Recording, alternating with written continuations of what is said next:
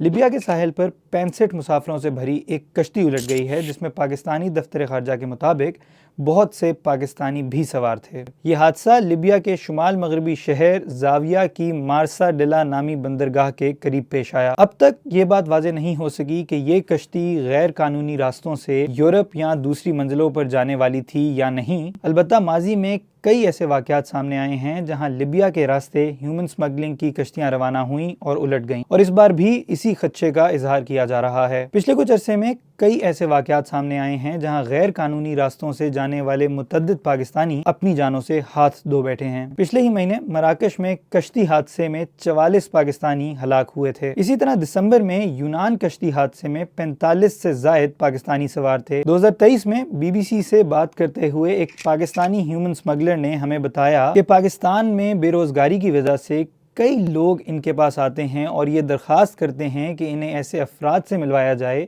जो इनके भाइयों और बेटों को बैरून मुल्क ले जाएं।